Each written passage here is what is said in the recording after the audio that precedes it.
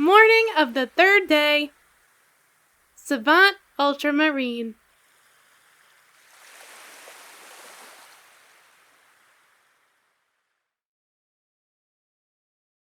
Part 0. Don't be so edgy. Relax, okay?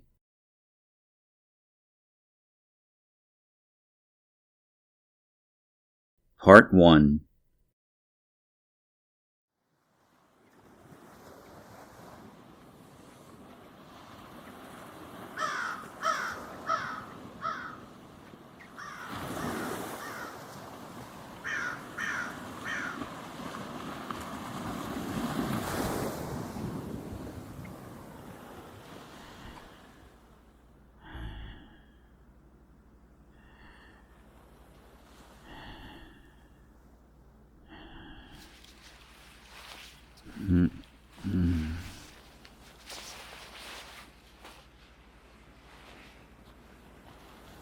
The third morning of our life on Wet Crow's Feather Island was just greeting us. I awoke in a daze, trying to distinguish between the dreams I had just had and the reality yet to come. The high rectangular window admitted just a bit of light, so the room still remained dim. Since the room had no lights, I would just have to wait for it to get brighter.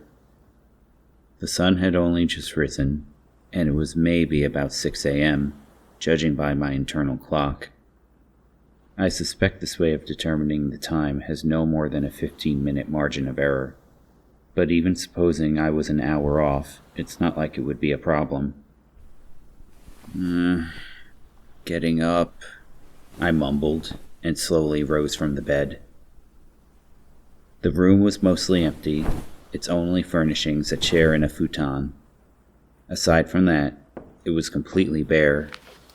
Its high ceilings gave it an even more spacious feel, and that hollow atmosphere that evokes so vividly images of a prison cell or something. I couldn't help but feel a little like an inmate on death row. It was the second time in my life I'd woken up with that feeling. But while this was in fact not a prison cell, neither was it originally a bedroom. It was formerly a storage space. When I asked Akari to show me the smallest room in the mansion, this was where she brought me. The smallest room. Even so, it was infinitely bigger than my room at the lodging house. Boy, was that ever depressing. Nah, it's past depressing. Now then, I switched my cognitive channel from death row inmate mode to routine mode.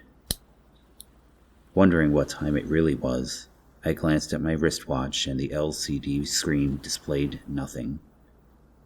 Maybe the batteries had died while I was sleeping.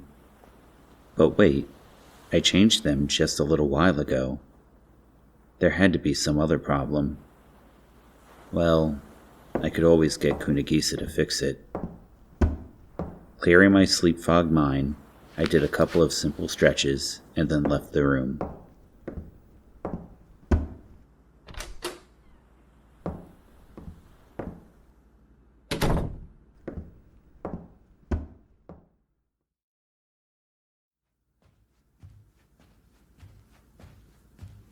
I walked around for a while. The carpet was thick, bright red, and looked like, and most probably was, super high quality. It eventually led to the spiral staircase, which is where I bumped into Ray and Akari. Oh, good morning. You two are up early. It was only common courtesy to greet them, but they simply passed by with no more acknowledgement than a simple head bow. Guess they're the quiet type. To be fair, they were probably working, and I wasn't exactly a guest, per se. So I just had to live with that lukewarm response. If I expected anything more out of them, I'd have to throw my arms out wide and cry, "How you feeling, my freaky people?" And frankly, I didn't care to put myself on the line like that. Ray Honda and Akari Chika were maids employed at the mansion. Ray was the head maid, and Akari was her subordinate. and there were 2 other maids at the mansion, of the same rank as Akari. A total of 4 maids. Considering who owned the mansion and the size of the mansion, it seemed as if a staff of 4 maids would be too small. But these women carried out their duties with the swiftness and skill of true specialists. The mistress of the mansion and the person these maids served was Iria Akagami. She was the proprietress of the island, as well as the mansion. And furthermore, she was the one who had invited me and Kunigisa here. Right. It's not like I got invited. At any rate, just how old was Akari? You could tell just looking at Ray that she was probably in her late 20s. It's not easy for kids like me to tell exactly how old a woman that age is, but that's definitely the impression I got from her.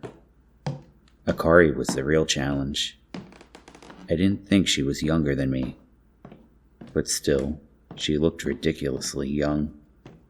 She was one of those women you see downtown who can get away with paying half price for everything when they're actually adults. I wonder if she has a thing for young guys, I thought somewhat nonsensically. No, it was sheer nonsense. As I went up the spiral staircase and headed down the 2nd floor hall, I was headed for Kunigisa's room.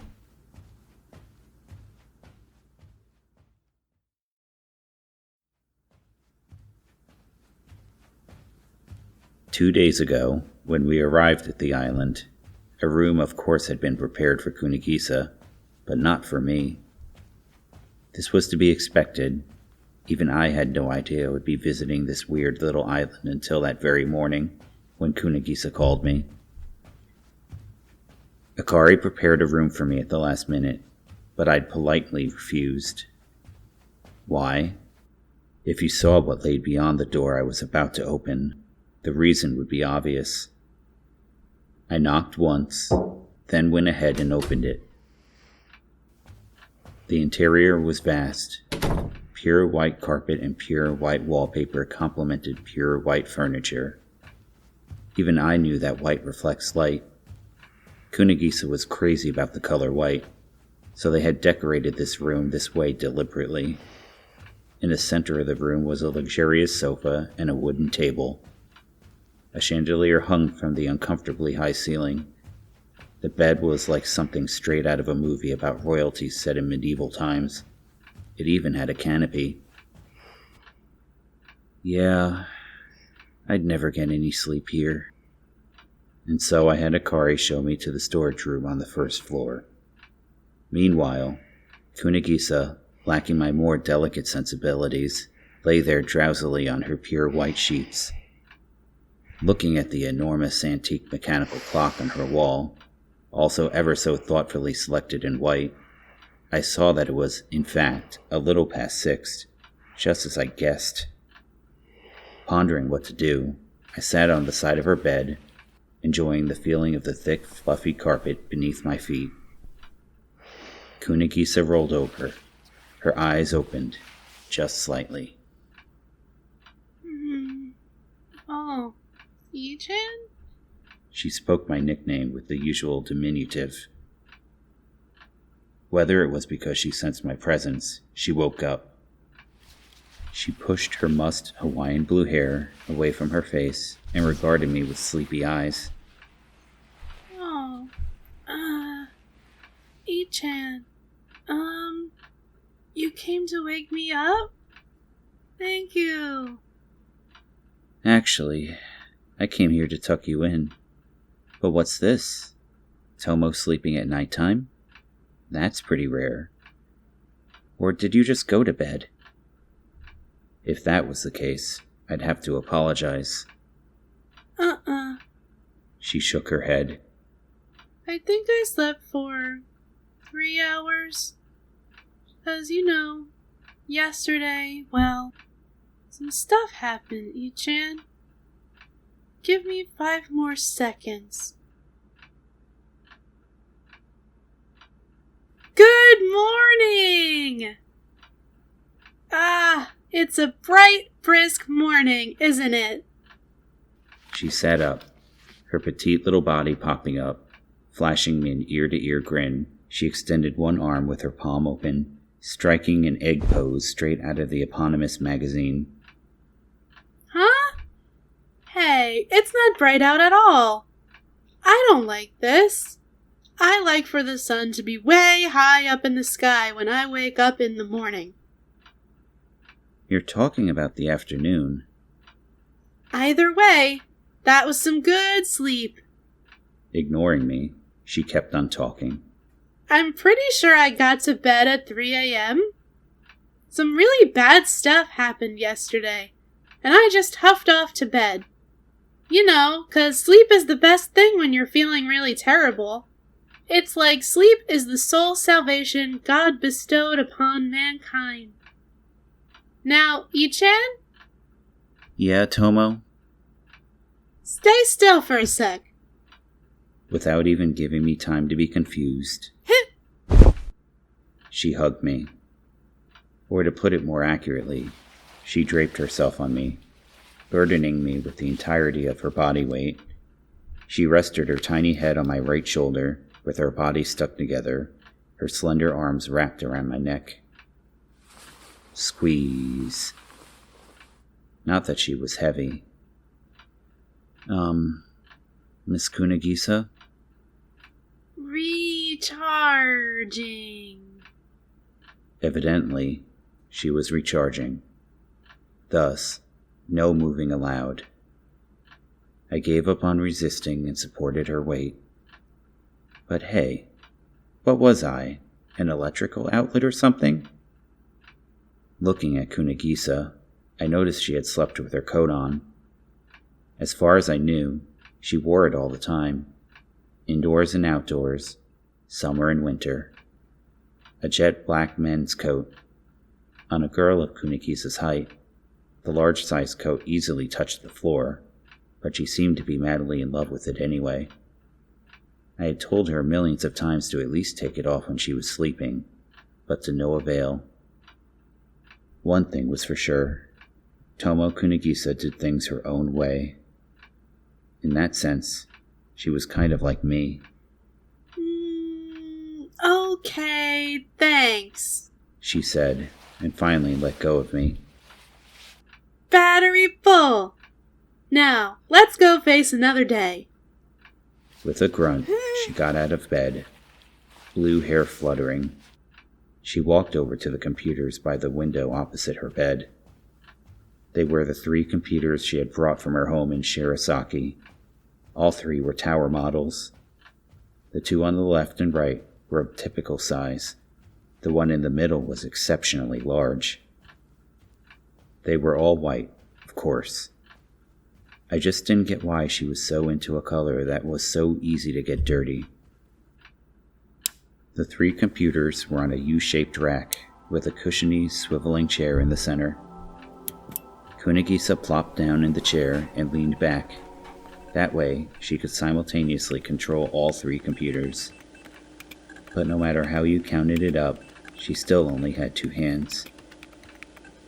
Why she would even think to use 3 keyboards at the same time was beyond me. I looked over her shoulder. The 3 keyboards were neither ASC2, nor JIS, nor Oasis, but instead some weird, mysterious key alignment. But to question the unnaturalness of it would be futile. For an engineering whiz like Tomo Kunagisa, designing a keyboard from scratch was probably like a walk in the park. Incidentally, Kunagisa didn't use a mouse, because they're a total waste of time. But to a novice like me, the sight of a mouseless computer was unnerving, just totally impossible to get used to. Not that that's the worst feeling in the world. Ichan? Yeah? Tie my hair up? Got it. I went up to her chair. I slipped some hairbands off her arm and tied her hair into 2 braids. Man, wash your hair already. My fingers are getting oily here. I hate taking baths. 'Cause, you know, Your hair gets all wet and stuff. Well, of course. Look at this. The blue is getting dark. I can't see my own head. If I leave it like it is, it'll turn ultramarine. Thank you, Ichan, She said, hiding her lower lip with a smile. An innocent, unguarded, and confounding smile. No problem. Really. Even as we talked, her fingers never stopped moving. They moved with the accuracy of a machine at a constant rhythm with every keystroke. Her movements flowed so smoothly, it was as if she were unconsciously carrying out some pre-planned assignment in some pre-programmed way. Incomprehensible English text and numerals streamed along on all 3 monitor displays at an unbelievable pace. Tomo, what are you up to anyway? You just got up. Well, I don't think you'd get it, even if I told you. You really need all 3 PCs to do it? She gave me a perplexed look when I said that. Ichan, this one in the middle isn't a PC, it's a workstation. What's a workstation? It's not a PC? Nope, it's different. Well, I guess PCs and workstations are similar in that they're both intended for individual use, but it's like, workstations are way more top of the line. So a workstation is like a super good PC? I said, openly displaying my ignorance. She groaned. Ichan, a PC is a PC and a workstation is a workstation. They're both GPCs, but think of them as 2 completely different things. What's a GPC? She looked at me as if I were some kind of caveman. Ichan, you don't know anything, do you? She said, ambiguously. What exactly were you doing in Houston those 5 years? Other things, Okay. she said, tilting her head. Then she resumed her work as if a switch had been toggled in her brain. Letters and numbers that looked like hocus pocus to me continued to stream by on the displays. I wanted her to tell me a little bit more about the different classifications or what have you, but I'm not really that intellectually curious. Besides, it would be rude to interrupt whatever she was working on. That, and following this sui generis nerdy cupcake's explanation seemed as if it would just lead to a headache. So with that, I ended the discussion. I massaged her shoulders for a bit, then decided to borrow her sink, where I washed my face and changed my clothes. Hey, Tomo, I'm gonna go for a walk. Without looking up from her work, she gave me a half-hearted wave. The other hand kept on tapping keys. I shrugged and left the room.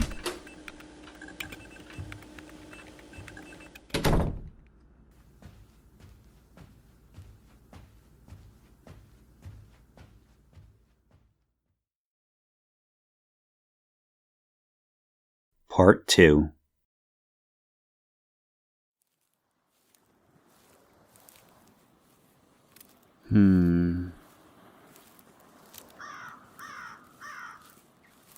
I'd be lying if I said I knew all that much about the Akagami Foundation. They're not exactly the most well-publicized organization in the world.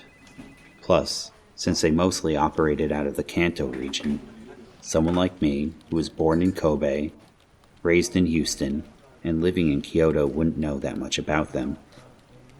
Putting it simply, the Akagamis were a storied Zaibatsu, a clan of business barons. Maybe they engaged in commerce of some sort. Maybe they were situated in a system where money just poured in on its own. I'm not sure exactly what it is that they did, but whatever it was, one thing was for sure. The Akagami Foundation was loaded. holding real estate not just in Japan, but all over the world. The Akagami Foundation was the owner of Wet Crow's Feather Island as well, and the owner of the Western-style mansion found in the center of the island was none other than Iria Akagami, the granddaughter of the current head of the Akagami Foundation, as her name suggested, a born and bred pedigree princess for whom no obsequious praise is too obsequious, in line to inherit enormous wealth and unbelievable power, and to rule over a great many underlings. But then, the very head of the foundation had disowned her, so all of that was best expressed in the past tense. Disowned. I don't know what she did to deserve it, but it must have been something big. Supposedly, she was permanently removed from the main family 5 years ago, at the age of 16. At that time, the head of the family left her with a small severance package, which was probably still an unimaginable sum to a regular Joe like me, and this little island floating around in the Sea of Japan. In other words, she had been marooned. Maybe these days that seems old-fashioned, but far be it for me to butt into other people's way of doing things, especially when those people are foundation that resides in a different world. Anyway, Iria had spent the last 5 years here with her 4 maids, not once setting foot off the island. 5 years on this god-forsaken island in the middle of nowhere, with no amusements, no nothing. In a sense, it was life in hell, though I would speculate that it was also just a little like life in heaven. Iria, however, didn't seem to be feeling lonely or bored. Indeed, you could say it was to stave off her boredom that Kunigisa had been invited to the island. Of course, it wasn't just Kunigisa. It would be no exaggeration to say that Akane, Maki, Yayoi, and Kanami had all been brought here just so that Iria wouldn't feel bored. Well, okay, that would be a bit of an exaggeration. Anyway, forbidden to leave the island, Iria said, "Well, if that's how it is," and proceeded to invite, as her guests, the world's most prominent figures. Now, if prominent figures sounds a little weird, let me put it another way. Iria had decided to invite so-called geniuses to her mansion. It was a remarkably simple formula. If she couldn't go to them, they could come to her. Famous and unknown alike, those who possessed genuine talent and skill were summoned by Iria, one after another. Naturally, all expenses, including accommodations, were covered. In fact, visitors to the island were often given money, so we're talking about some real largesse. To me, it seemed like Iria was going for that whole ancient Greek salon image, collecting and cavorting with all these artists and geniuses, and thereby living a fruitful life. To be sure, it wasn't the most typical idea around, but yes, there was something wonderful about it.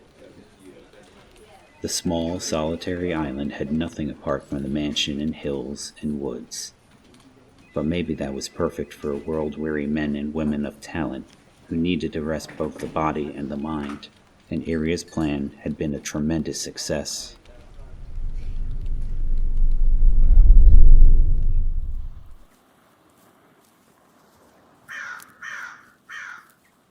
Now then, I was walking around aimlessly on this empty island, basking in the wood's aroma, and it was near a cherry blossom tree, pretty far away from the mansion, that I ran into Shinya. "Ah! Or should I say, hi!" he greeted me, raising his hand. "You're quite the early bird there. What was your name again? Sorry, my memory's a little weak, you see." He had a good 4 inches on me, and his designer clothes were much better than mine. His expression was mild-mannered, and his way of speaking was mild-mannered. Putting aside his attire and height, though, whether or not Shinya really was mild-mannered, I couldn't say. I don't have the skill to judge someone just based on their appearance, and I'm not so incompetent as to jump to conclusions after knowing someone for just a couple of days. I don't believe I ever told you, I answered with a shrug. I'm just Tomo Kunigisa's sidekick. No need for an accoutrement to have a name, am I right? That's awfully modest of you. Not that it's any wonder, being on this island. But speaking of sidekicks, I suppose I'm in the same boat as you, Shinya said and smirked. Yes, Shinya and I were no more than tag-alongs. It probably goes without saying at this point, but I wasn't here walking around on this island because I was any kind of genius. Tomo Kunigisa was the genius here, and I was nothing more than her attendant. If she hadn't said to me, "E-chan, it turns out I'll be going to some island, so come with me, Kay?" Right about now, I would have been in my 4.5 tatami-sized room in Kyoto, getting ready for my college classes. No question about it. The guest of honor was Kunigisa. Tomo. Let's just make that clear. Now then, as for whom Shinya was accompanying, well, she was right under the cherry blossom tree. With those thoughtful, thoughtless eyes, she gazed at the fluttering cherry blossom petals.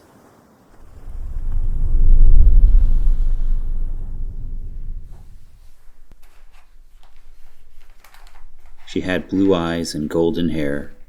Her dress, pale in color, would have suited a celluloid French doll and was accented with dazzling jewelry. Just one of her necklaces or bracelets was likely worth more than my liver. Even if I sold off every part of my body, I still couldn't pay for it. Kaname Ibuki, one of the geniuses. Having, supposedly, suffered problems with her legs from birth, she was confined to a wheelchair, and thus, Shinya, as her caretaker, had tagged along on the trip. As I'd heard it, until a few years ago, she had also been totally blind. Her blue eyes were not a sign of foreign blood. Kaname was a painter. Even I, without the slightest knowledge of that field whatsoever, had heard of her. She had earned a reputation as a painter who didn't have a style. I had never actually seen any of Kaname's paintings, but I thought maybe she was gazing at the cherry blossoms in that way, so as to later portray them on canvas.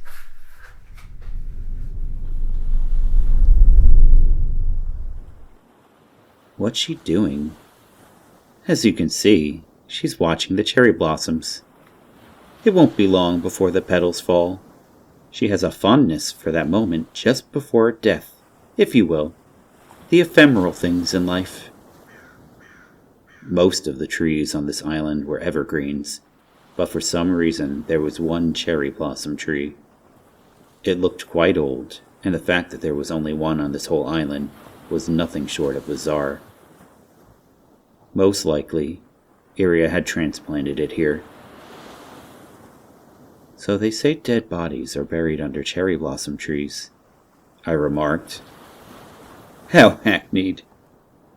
Ouch. I was just trying to make conversation, but he'd cut me down. Of course, bringing up that short story was pretty hackneyed. Just joking. Shinya laughed. Personally, I think it would make more sense if that legend was about a plum tree. But then, I guess it wouldn't be a legend, but a myth? By the way, kid, have you gotten accustomed to this island yet? This is your 3rd day here, right? How long were you planning to stay again? A week, so we have another few days. That's too bad, he said, with a tinge of mystery. What's too bad? Oh, it's just that I heard Iria's favorite will be coming here in a week. But if you're leaving in 4 days, you'll just miss each other, won't you? That's just too bad. Ah, I see. I nodded and thought about it for a moment. Iria's favorite. In other words, some sort of genius. A chef, a fortune teller, a scholar, an artist, and a techie. What could be next? I asked. Well, I haven't heard any specifics myself, but apparently this person is capable of just about anything. Not a specialist, but a generalist. Hikari tells me that this person is as sharp as a tack and full of knowledge and has lightning reflexes. What a totally amazing person. Let's assume it was just some ridiculously over-the-top rumor. The fact that such a rumor even existed suggested that this particular genius wasn't just anyone. I'd be lying if I said I wasn't intrigued. Couldn't hurt to meet this person, you know. What do you say to asking for an extension on your visit? I'm sure Iria would more than welcome you. Sounds nice and all, but I probably looked less than excited. To be honest, this island is a little stifling. For a mediocrity like me, I mean. Shinya guffawed boisterously. Now there, kid. Is that how it is? Kaname and Akane and all of them haven't given you a complex, have they? An inferiority complex. Even supposing it wasn't something you could put so bluntly, what I felt was certainly something similar. Shinya gave me several pats on the shoulder. There's no reason to feel inferior to that lot. Okay? Let's keep it together, brother. Whether it be Kaname... Kaname glanced up from under the cherry blossom tree. Whether it be Akane, Yayoi, or even Kunigisa, if they were to play the two of us in rock, paper, scissors, they would only win 1 out of 3 times. I suppose Maki would be an exception there, but nevertheless. That's such a bald way to put it. Not to mention, Shinya had just referred to his own employer as part of that lot. I'm not saying they were at each other's throats or anything, but maybe Shinya and Kaname weren't quite the best of friends. Talent isn't such a big deal. In fact, I, for one, am glad I don't have any. Talent isn't worth spit. Why's that? If you've got a talent, you've got to exert effort. Being mediocre is a breeze. Having nothing to master is an advantage, if you ask me, Shinya said with a cynical shrug. I think we got a little off topic. Anyway, I don't think it would be a terrible thing if you were able to extend your stay, if you ask me. And hey, just maybe this generalist will beat us in rock, paper, scissors all 3 times. Well, I'll talk it over with Kunigisa. It would hardly be right for the tag-along to decide something like this on his own. I bet, Shinya said. You're a lot like me, he added, looking me in the eye. His gaze was deeply disconcerting. It made me uncomfortable, like I was being examined inside out. Me and you? Alike? How do you mean? In what way? Don't sound so unhappy about it. In particular, you're practically identical in holding the idea that you are an accoutrement to this world. Seemingly with no intent on explaining himself any further, he broke his gaze and looked back at Kaname. Predictably, Kaname was still staring at the cherry blossoms with complete concentration.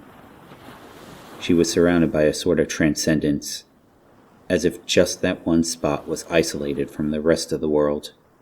She had the air of being unapproachable, even sacred. So, Kaname's been painting ever since coming here?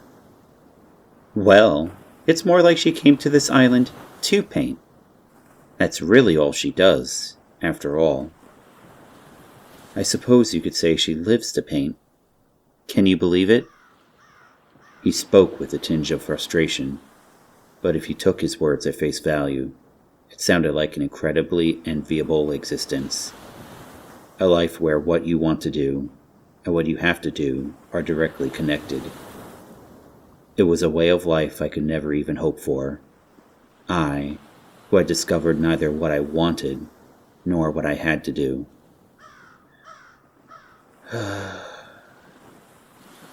I noticed that Shinya was watching me with a wicked smile, like he had just remembered a prank. I recoiled a little. I was getting a bad feeling, like a premonition. And then, Shinya, with a look on his face as to say, "I've just had a revelation from God," clapped his hands deliberately. "That's right. It's such a prime opportunity. So why don't you try modeling?" He set me aside as I stood at a loss for words, and unable to comprehend his, and faced Kaname. "Hey!" he called. "Kaname! This fella here says he wants to be your model!" "Wait, Shinya!" Finally grasping the situation, I spun in front of him. "I can't give me a break." Now, why are you so embarrassed? That hardly suits your character." "Leave my character alone." I was catastrophically averse to this sort of thing. Asking Kaname to paint me, that was incredibly intimidating. But Shinya blew off my protest with a simple, Now, don't be shy," and waited for an answer from Kaname. Kaname adjusted the direction of her wheelchair and took a look at me with her blue eyes. She scanned me up and down from the tip of my head to the tips of my feet, observing me, assessing me, and said, "So you want me to paint you?" She sounded truly irritated. This was a difficult question to answer. With someone as talented as Kaname, the simple act of hesitating would have been rude. I was weak in these situations. A real pushover. A 19-year-old who spent his life going with the flow has not the power to alter the flow of a tale. Yes, absolutely. If you don't mind," I said. Kaname simply looked disinterested. "Fine then. Come by the atelier this afternoon," she said, and swiveled her wheelchair back towards the cherry blossoms. She spoke with heartfelt apathy, but at least she was accepting the offer. "Well, that's settled then. Are you free this afternoon?" Shinya said, oddly joyful. I told him I was free and decided to get going before I got into any more trouble.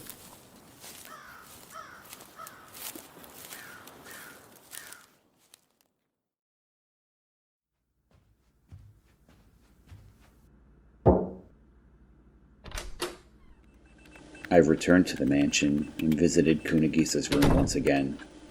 Kunagisa was just as I'd left her, sitting in her revolving chair, her 3 PCs, 2 PCs and a workstation, in front of her. Right now, she was focused on the workstation, and the 2 PCs had their power switched off. "What are you up to, Tomo?" No reply. I went up to her from behind and tugged both of her braids. "Ah!" she uttered in a strange voice, seeming to at last notice my presence. Without changing her position, she gaped at me in bewilderment. Surely I appeared upside down in her eyes. "Yo, Ichan! You're back from your walk." "Yeah, well... Say, is that a Mac?" The monitor on the workstation opposite Kunagisa was displaying a Mac OS screen for some reason. As far as I had heard, Mac OS only worked on Macs. "Yeah, it's Mac OS. You see, there are some applications that only run on Mac OS, so I'm running it on a virtual machine." Virtual machine? Basically, I'm making the workstation think there's a Mac inside it. In other words, I'm tricking the software. Of course, Windows is in here too. Most OSs are installed on this workstation, so it can do anything. Ah, I didn't really get it. This is a dumb question, but how are Mac and Windows different anyway?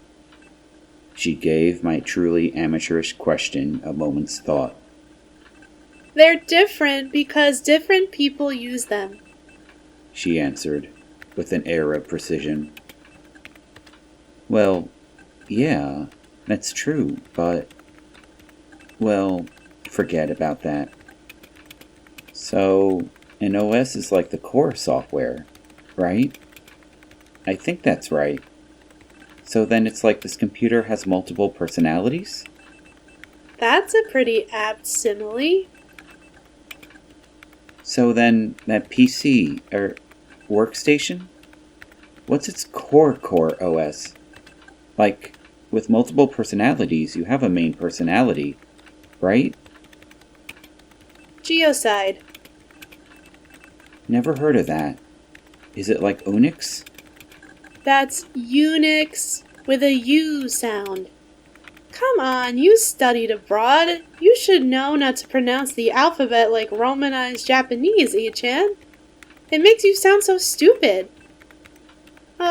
Well, it is compatible with Unix, but it's an original OS developed by a friend of yours truly. A friend. Kunagisa's friend. A friend of Kunagisa's who could have developed an original operating system had to be a part of the team. That notorious team.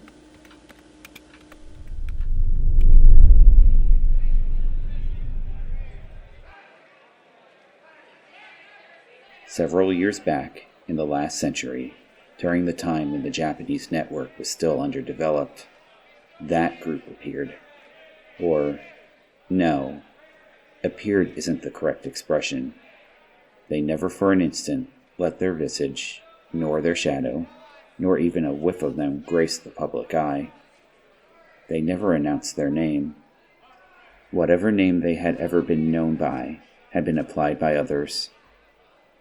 Whether you called them a virtual club, cyber terrorists, a crack unit, or a gang that made mountains out of molehills, it didn't matter to them, and they probably wouldn't respond.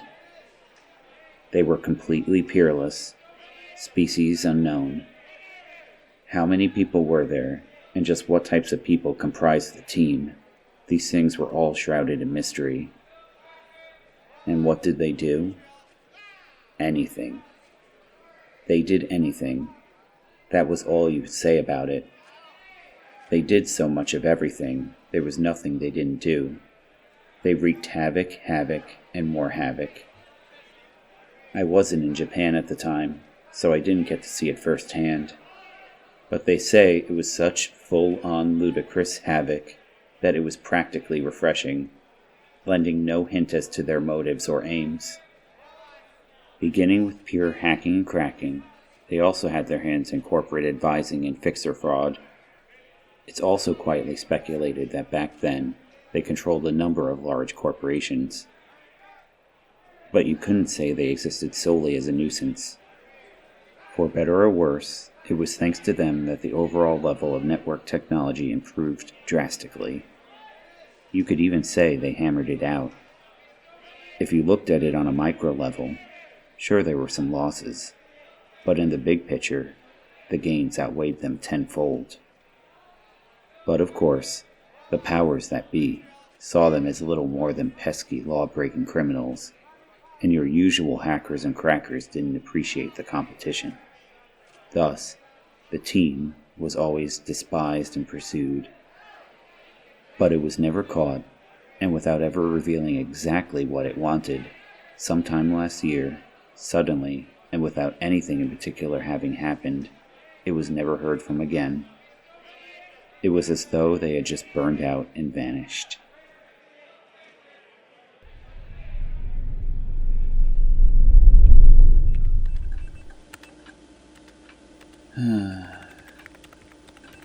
Yo, what's wrong, E-chan?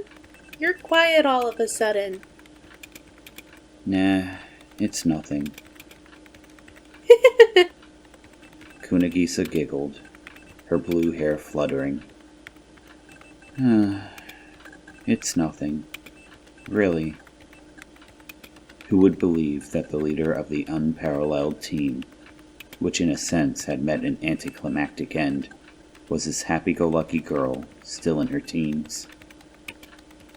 Exactly who in their right mind would believe something so nonsensical that couldn't even be called a sick joke? But if that wasn't the case, Kunagisa wouldn't have been invited to this genius-ridden island as a systems and mechanical engineering specialist. How could I not have a complex, Shinya? Huh?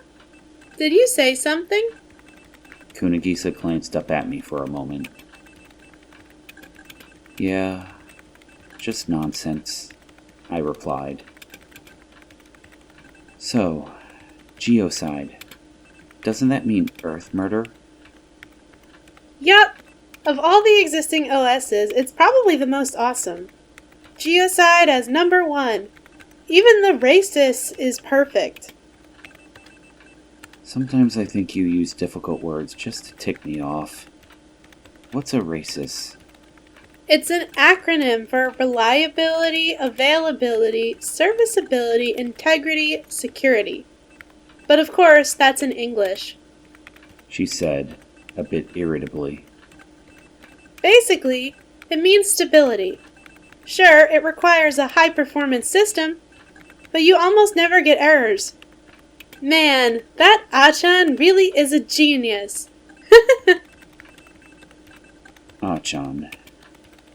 She was referring to him with the familiar diminutive. Sounds like you two are pretty close. Jealous? She said, with a peculiarly pleased tone and naughty smirk. It's okay. I like you bestest of all. Right. Appreciate that. I shrugged and tried to change the subject. But if it's such an amazing OS, why not market it? If it sold like Windows, you'd make a fortune. No can do. You know about increasing returns, right? With that much of a head start, we'd never catch up. Business goes beyond skill or talent. Increasing returns.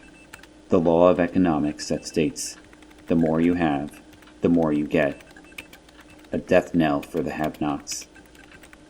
It had been a while since I learned it, so I didn't remember it very clearly. But to put it simply, once there is a gap in practice, it's impossible to bury that gap. Whether it be in regards to skill or money, it seemed to make no difference. Besides, just creating Geocide satisfied Achan. He knows how to be satisfied with self-satisfaction. Hey, he sounds like a happy guy. Even if that wasn't the case, I don't think it would be possible to market it. Even though it's just core software, it requires some pretty outrageous specs. Seriously astronomical figures. Even my machine just barely cuts it. How many gigs is your hard disk? About 100? 100 tera. Different unit. Tera? The opposite of a pico? So, 1,000 times a gig? Nope. 1,024 times. Nitpicky chick. Man, I said. I've never seen a hard disk like that. To be specific, it's not a hard disk. It's holographic memory. Unlike hard disks, which require data as lines, it's a medium that records two-dimensionally. It's capable of 1 tera per second rapid transfer. It might take a lot more time before it goes on the market. This is the kind of media they're using in the development of space technology. She had those kinds of connections too? What an unpleasant community. Of course, this goes for the machine's capacity as well, but if the motherboard specs aren't customized homebrew as well, you're probably out of luck. Achan just makes things without considering any of the surrounding circumstances, you see? So they just end up like this. He doesn't try to suit things to other people. Homebrew motherboard? There are people who do that? Like yours truly, for one. She indicated herself with her thumb. Right. She was an engineer after all. She must have been the culprit providing her teammates with the hardware and software that were to be their weapons.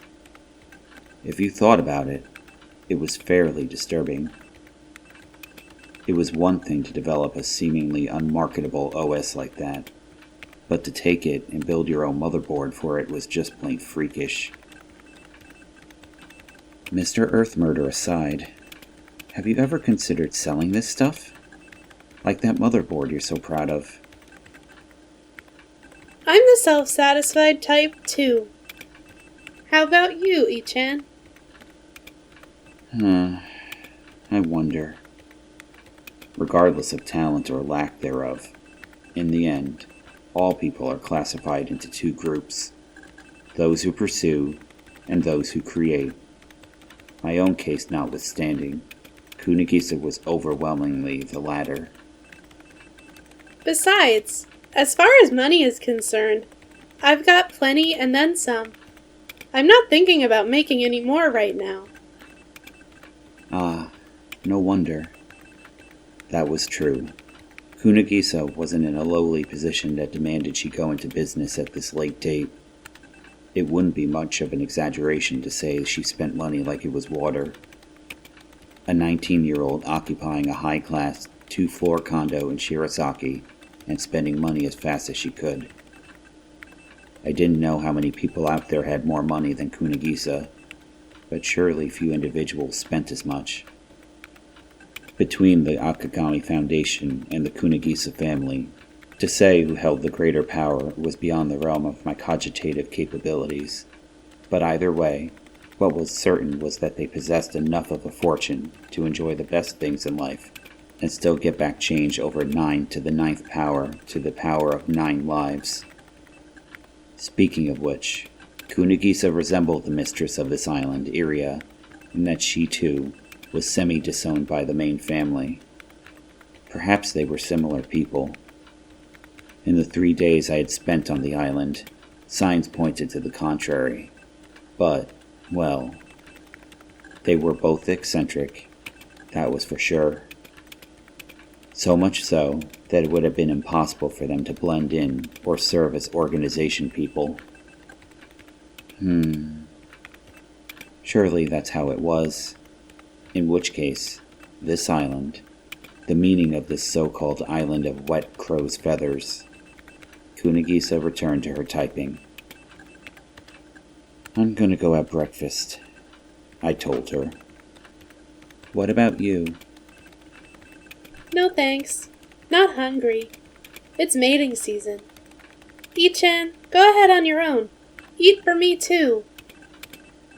Gotcha, I said, and headed for the dining room.